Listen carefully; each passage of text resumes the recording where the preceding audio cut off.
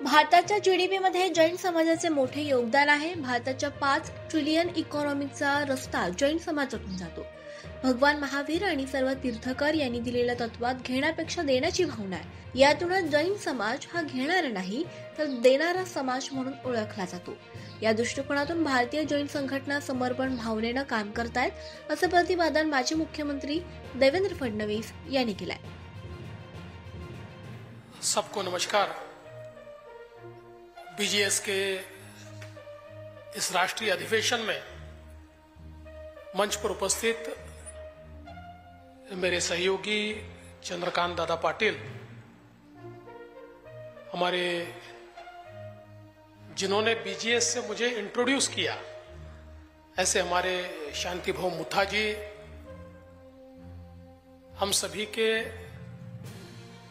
लाडले अभिनेता,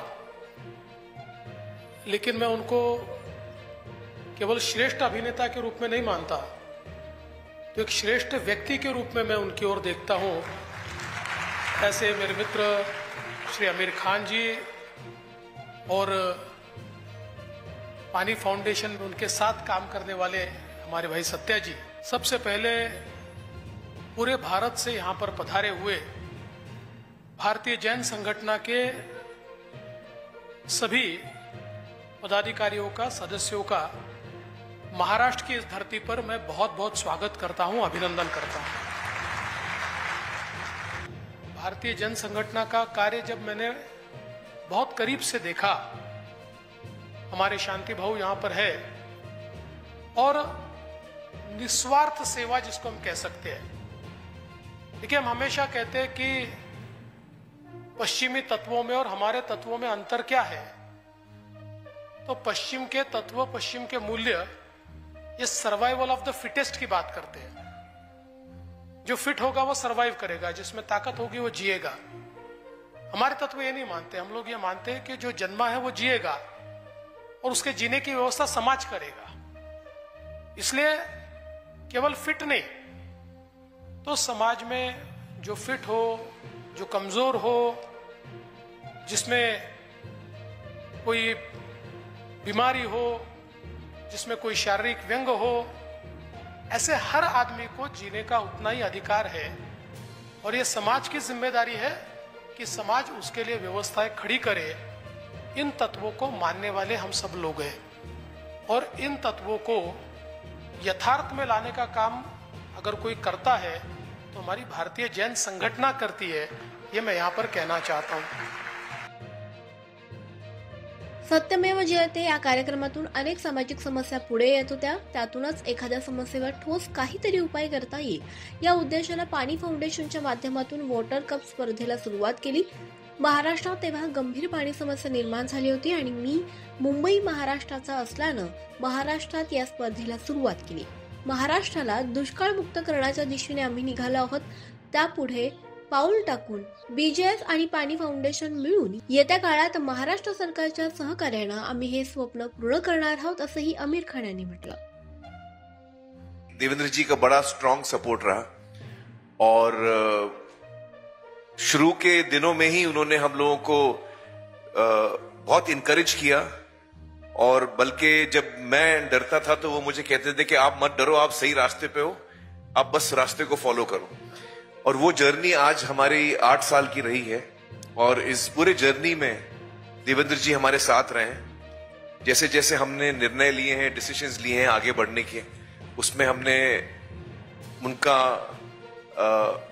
उनका योगदान लिया है, उनका गाइडेंस लिया है. और मुझे बड़ी खुशी है देवेंद्र जी के हमें इस क्षेत्र में और आगे काम करने का एक बहुत अच्छा मौका मिलेगा.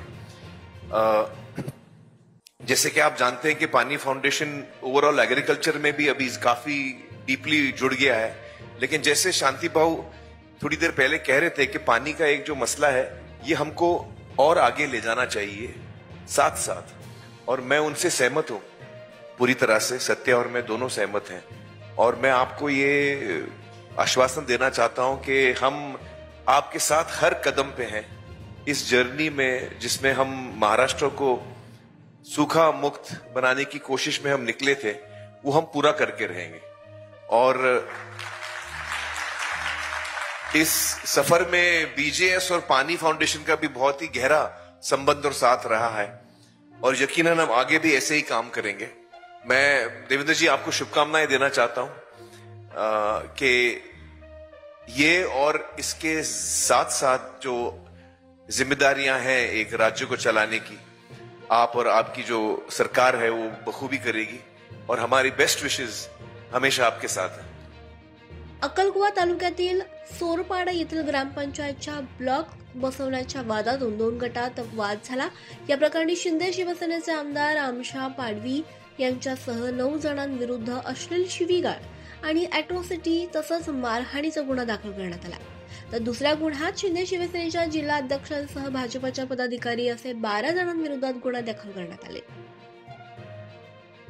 धुळ्यात शिवसेना उद्धव बाळासाहेब ठाकरे गटाच्या वतीनं 9 डिसेंबर रोजी विशाल मशाल मोर्चेचं आयोजन करण्यात आलंय। ईव्हीएम मध्ये हेराफेरी करून निवडणूक जिंकून देणाऱ्या निवडणूक आयोगाच्या विरोधात हा विशाल मोर्चा आयोजन करण्यात आलाय।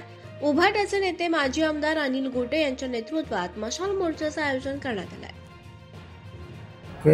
हा जो सामूहिक संतोष पसरलेला आहे याचा कुठेतरी प्रत्यक्ष जनतेपुढे जाणं हे आवश्यक आहे आणि जसं आम्ही मतं मागायला गेलो तसं आम्हाला लोक विचारतात की आमची मतं गेली कुठे।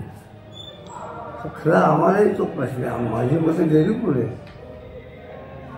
त्यांचा आणि माझा प्रश्न सारखा असल्यामुळे आम्ही हा मोर्चा काढण्याचा निर्णय केलेला आहे।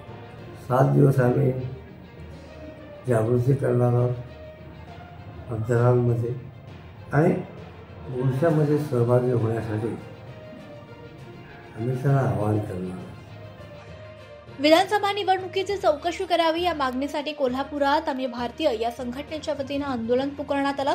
कोल्हापुरातल्या राष्ट्रपिता महात्मा गांधी यांच्या पुतळ्यासमोर जोरदार घोषणाबाजी करत आंदोलनाला सुरुवात करण्यात आली। विधानसभा निवडणुकीची चौकशी ही झालीच पाहिजे, संविधान पायदळीत उडवणाऱ्या सरकारचा धिक्कार असो, बॅलेट पेपरवर निवडणुका झाल्याच पाहिजेत अशा घोषणांनी संपूर्ण परिसर दणाणून निघाला होता। देशातल्या लोकशाहीचं वस्त्रहरण दीनदहाडे करतंय।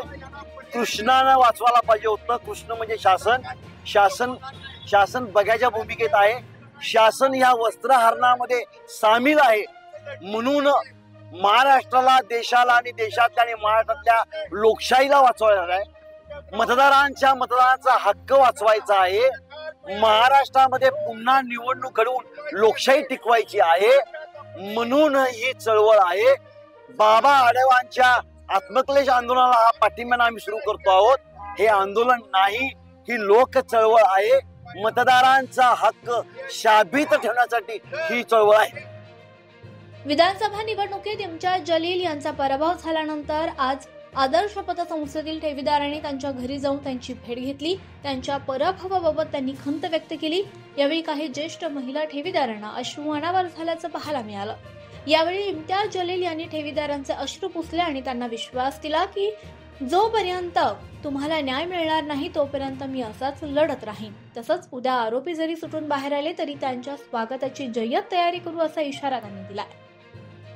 काय आहे की मागच्या 2 वर्ष झालेले आहे की आदर्शचे जे सगळे ठेवीदार आहे त्यांच्यासोबत कुणीही उभे राहायला तयार नाही होतं। त्यांची काय वेदना होती ते कोणीही ऐकायला तयार नाही होतं। मी त्यांच्यासोबत आलो आणि मागच्या 2 वर्षापासून हे आंदोलन मी करत आहे। लोकसभेचा जेव्हा पराभव झाला होता अशाच प्रकारचे सगळे लोक आले होते सहानुभूती द्यायला आणि हे सांगायला की साहेब तुम्ही काळजी करू नका, आम्ही तुमच्यासोबत आहे।